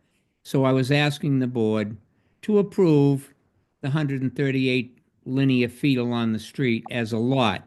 Does that give it 1.5 acres? I'm sure it does, because I own 3 3/4 acres. I mean, there's enough land out back for the Russian army. So it's not a question of whether or not the schoolhouse lot is on 1.5 acre. What'd you say? How many acres you want? Each lot needs to have an acre and a half. Okay, now in this situation where the lot was quit claim by the town to the estate, the schoolhouse originally was permitted on a 90 rod square foot. If you look at the old deed, I'm gonna It's cut the this school- off right now, Bob. We're gonna table this till we have better information. And if you can provide that, wonderful. If that means you gotta take a trip up here and walk us to a stake, then you gotta do that. okay, But- I'll do it. That's okay to me. I mean, I got enough time to sell bananas to old ladies if they want them. Bring some for me. So we're gonna continue on with our meeting and we're gonna table your application for some additional information. All right, so you want me to show you the plan that I have? You can bring anything you want and show it to us. If it helps, it helps. If it doesn't, you're gonna have to do what we ask you to do, or you're gonna have to find a different route. All right, what are you asking me to do in English strictly? We want to know where that pin is at and All right. it measures out. We Okay. need to find that pin on the northeast side, I think it is. Of the ledge, yeah, the ledge by the Southeast side, schoolhouse. Southeast side. And we also need to have pins located to designate each lot is 1.5 acres. On that question right there, I'm asking the board to be lenient. It's not a question. No, but I'm asking the board to be lenient if it's not 1.5 acres. It has to be 1.5 acres because. Not you if it's won't- grandfathered from 1887. All right, Bob. You can't hold me to 1.5 acres since 1887. I can't hear you. The board is not being, Request variance. the board is not demonstrating the leniency to an owner that's had it for 35 years. Bob, You're trying to put a stricture in that is not necessary. You got to think that over. I mean, I'm speaking self-affirmatively. got And you're things I saying- have to go by, and the board has things that we have to go by, and we have to have good site review with the dimensions that we need to find, and right now, you don't have that. Okay. That's why we're gonna table it. We're not shutting it all down. We're giving you an opportunity to show us the information that we need. Okay, good enough. I'll see you later. Okay, thank you. Thank you. And please accept my apology if I was too abrasive. Bob, you have a wonderful night. Thank you. I move we table application LU 56-24 for more information. Second. Do we specify the more information? We should. Look for a survey Property marker. At least property markers. for located property markers on the road. Okay, and there was a comment about the 150, but I got questions about that, so. And But, yeah, don't worry, we'll deal with that in discussion. There was a thing about the 1.5 acres for each, so. so do you have that motion, Carrie? If you're done with it, yeah. I think I'm done. Property Okay. markers on road, and that's it. Markers on road and a 150 square foot, what is it? Yes. Acre and a half. Acre and a Acre and a half. half, thank you. Not Two 150. lots showing 1.5 acres each, Minimum. minimum. Okay. Motion made. Question mark? Second, No, I was asking Carrie if I got motion was made yes, and it was seconded. and seconded. Now discussion part. Well, if he's gonna have 3.25 property, Right, then he doesn't have to show a 1.5 for each one. He just has to show a 1.5 to where he wants to make that schoolhouse. Where he wants that line. but the math doesn't add up from one point. Right, that's what I'm saying. And if he has 300 feet of road frontage, he can just split that lot, Yeah, acre and a half, acre Right. and a half. Right. He doesn't- He doesn't have to, doesn't he need doesn't land have for to it. say 138. Right. He But, yeah, I know he doesn't need want us to. even. yeah, if he just, if he can come up with 2.5 acre lots. And if he does an updated survey or whatever that shows he does actually have 300 feet of road frontage. Right. So each one lot has 150 feet, he doesn't need your permission to split those lots, because it's only one split. And if he's bound to want the schoolhouse on only one lot, I don't think where he has the ability to have a conforming lot, I don't think the board should allow him to make a We can do a non-conforming lot, and Dave has already spelled it out as accept. No, It's no, an no, I accepted lot. disagree, yeah.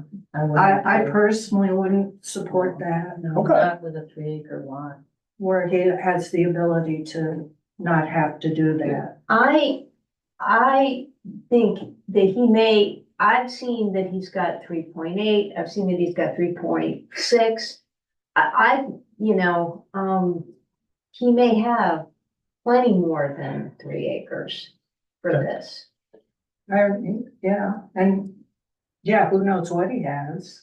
Yeah, and rather than create another non-conforming lot, if he can come up with 1.5 acres, even if he's 2 feet shy on his road frontage, Yeah, he could probably get a hardship variance from the Board of Appeals for that 2 feet, rather than creating a 1 acre lot that can never be built on. right. It can only be used for what it's being used right now. And that would, and he wants to refer to it as just a room, but there is an apartment up Right, there. that's been and, established. You know, but And it can't be Right. included in an excluded lot. That's a great. No, it says can't be constructed. can't It's be already constructed, there. it's already there.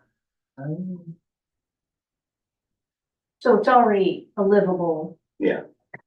There's Well, already the livable concern space. is the precedent.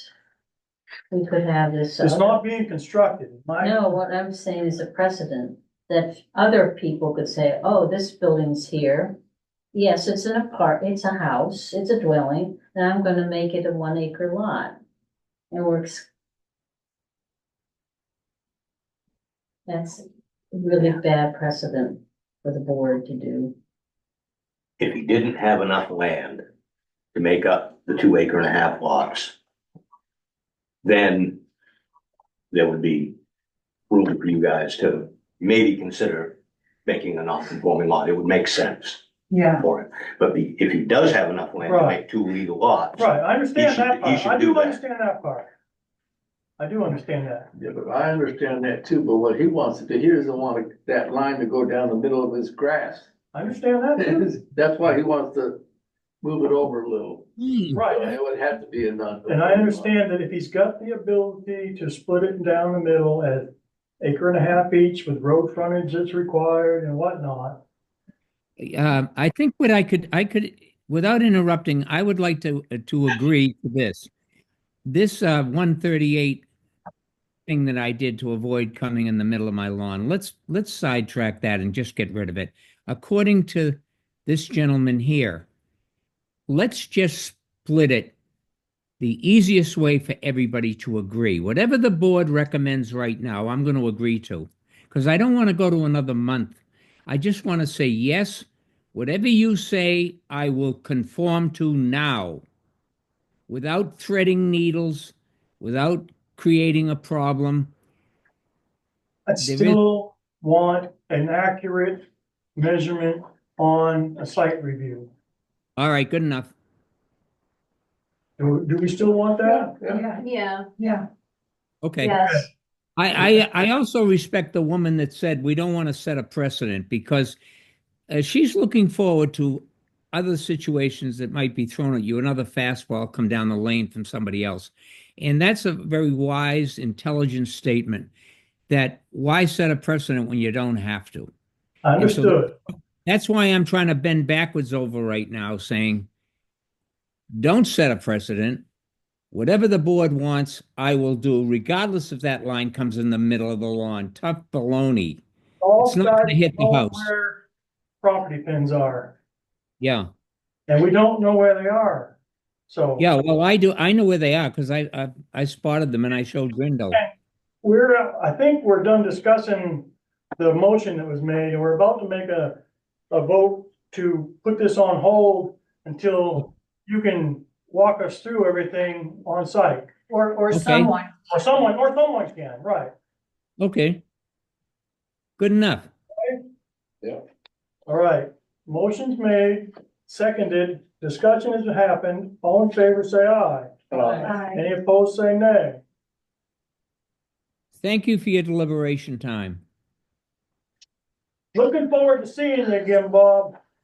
Okay, and I'll bring up the Vellum survey and Yep, okay, take care. appreciate it, Yeah, happy Thanksgiving. and you as well. Okay.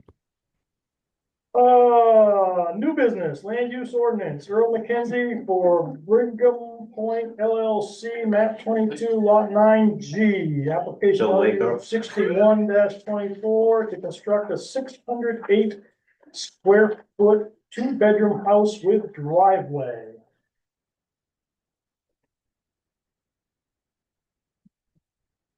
Earl. Finally. Still alive. Should be commended for his patience.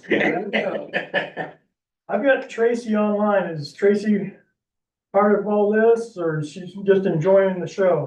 She probably, well, they live on Marshall Cove Road. They live on Marshall Cove. So she was probably here for that part. Okay. Earl, sorry. You're getting ready to build a little guest house. What did I see? Crew quarters? Yeah, for crew.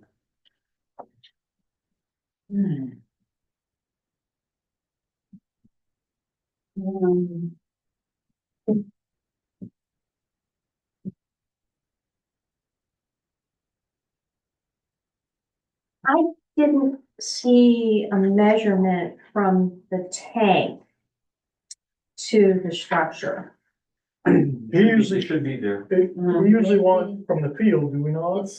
The septic tank? Is it the Yeah, field? It's a field that has to be 100 feet away from, The tank is gonna be at least 8 feet. the tank has got to be at least 8. Yeah. 8 from the house and then. Yeah. This doesn't have- There's no measurement for the. Yeah, I think it's written there, shouldn't it? No, real. Closer. Here, let me look at my paperwork here.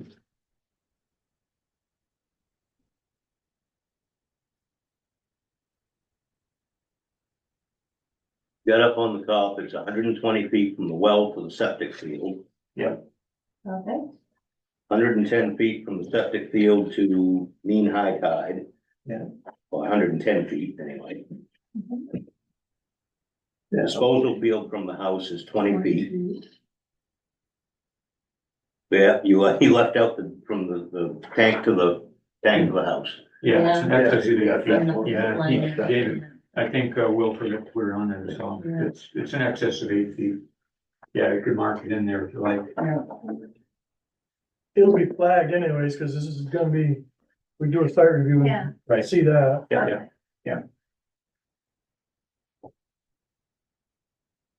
Yeah, I staked everything out.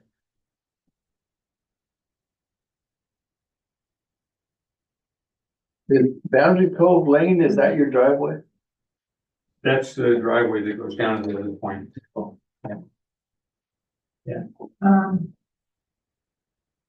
It says it has the point house number of bedrooms, but you're not sharing a septic. It's got we're putting in a 3-bedroom septic, just for future up potentially, but it's 2 bedrooms in this house. Right. But under present number of bedrooms, Point House, Bunkhouse, 5 bedrooms. Well, that's a long way, that's an eighth of a mile away. You know, it's almost Yeah, 88. so wondering why it's on here, Oh. unless you're sharing a oh. subject. No. No, it's completely new septic. Yeah, So actually, present number of bedrooms would be 0. Right. Yeah. yeah, there's nothing. That's what should have been there. Yeah, Oh, I see. yeah, I thought that referenced the property as. Right, can that be a pencil in? So get Yeah. rid of that. Yeah, I thought they meant on the whole property. Yeah, this property was taken out of subdivision, so it's just one Big chunk single now. property.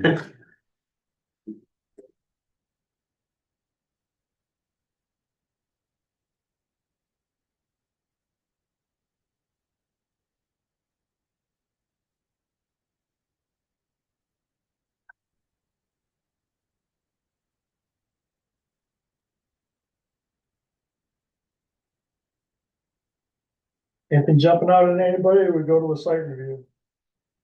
Site review. Looks good to me. I will table application LU 61-24 for site review. Second. Discussion? Well, just include, just designation of the, whatever distance is for the tank. I believe that is on the, let me find one. Septic location, Yeah, the septic is staked out and. Yeah. Staked out. And the tank And the state. tank. Oh, so you can measure that. Yeah. To that, yeah. That's the agreement one, so Yeah, site there's hasn't been a- done there's a- just yet. I'm sorry? No, it's not for this one. This is one that's John Creelman. This is the one that's already passed, and I was looking at septic location, clearly marked yes, and normal high water, and doesn't say anything, distance to well, distance to house. What is tank on mark? Not one on the 4 corners, but it's located.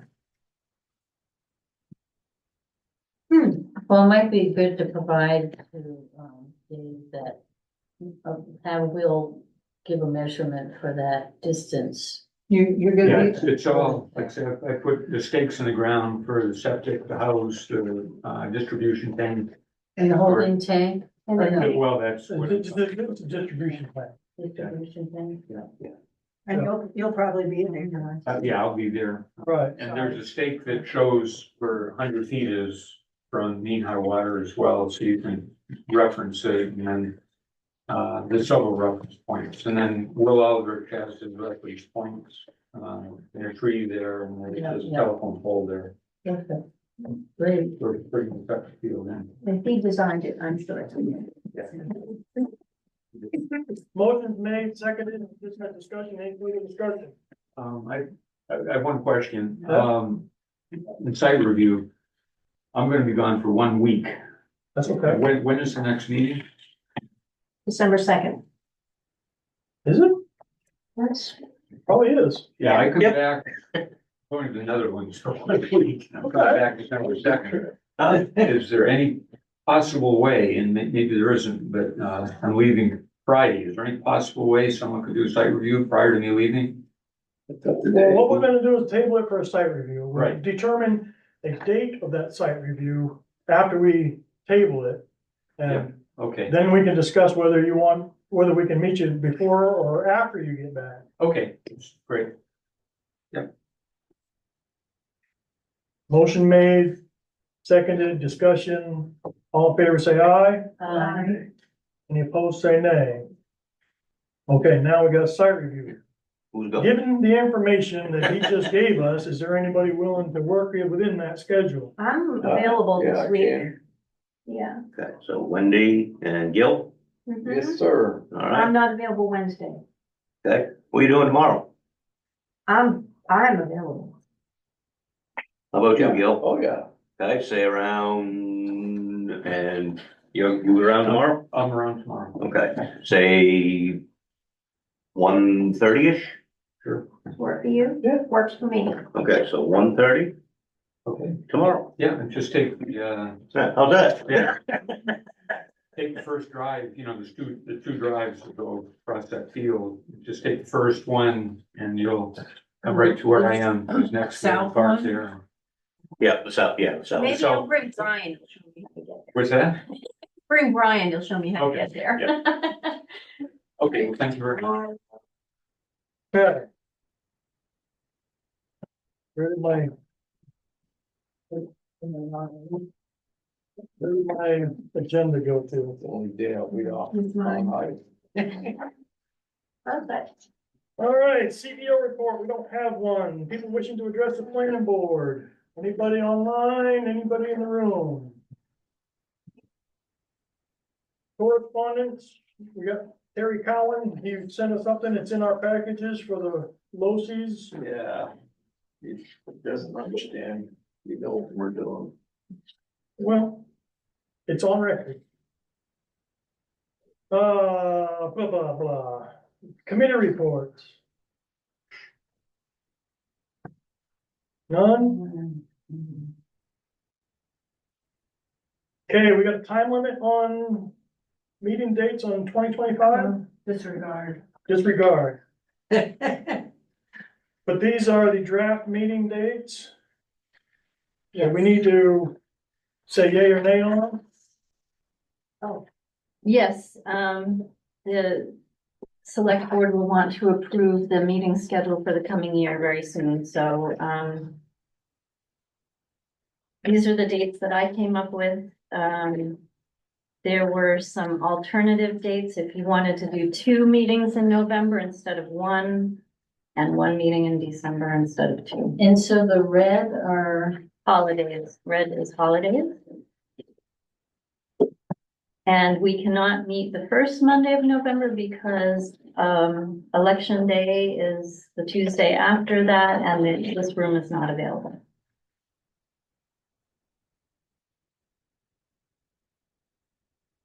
If you wanted to have 2 meetings in November, you'd have to have back to back. Can I No. say, I'm okay with one in November? 1 in November and 2 in December? Yeah, I'm okay with that. Does anybody else have issue? If anything was on the agenda, 1 week wouldn't be enough time to. No. Mm. We did it this year, we can do it next year. What did we do? Only had 1 meeting in November. Oh, we did? I think Yeah, so. yeah, here we are. I slept since then. are we considering 3 No, in there's 2 June? in December. Oh, okay, I see. We are considering 3 in June. That makes up for the 1 in November. And 1 in May? And 1 in May, yeah. Looks good, looks good to me. I still don't have a problem. What do these red circles represent? Holidays. Oh, I'm all for it. Yeah, it's fine. not on my birthday this year. Yeah, cause you won't be here. After that, well, Yeah, you don't come anyways. Easy, easy. that's not true. I always let everybody know when I won't be All here. right, I move that we accept the draft planning board meeting dates. Again, Discussion. We've already had a little bit of a discussion, but any further discussion? All in favor, say aye. Hi. Any opposed, say nay. So approved. Also, I saw a blurb about some kind of training that we're supposed to do. Yeah, is this all we need to do, Carrie? Yeah, yeah. I'm not clear on whether that document covers the training. Yeah, actually, I think it Yeah, it starts does. right there in the beginning. That's the one you did earlier Either today. or. Okay. They must have just learned about it, or else the department said, okay, we're gonna make it easier for everybody. No, at the training, they said you could read something. But there is an online version if you I want. don't care about the online version. I did the thing this afternoon and took care of it and. I mean, part of me wanted to just sign the dotted line at the end and not do anything, but I read the whole thing. Do you know how long the recorded one is? No. Not very long. 45 minutes? No. Hey, listen, dang. I said, $40. Oh, I have to pay $40. No, the town does.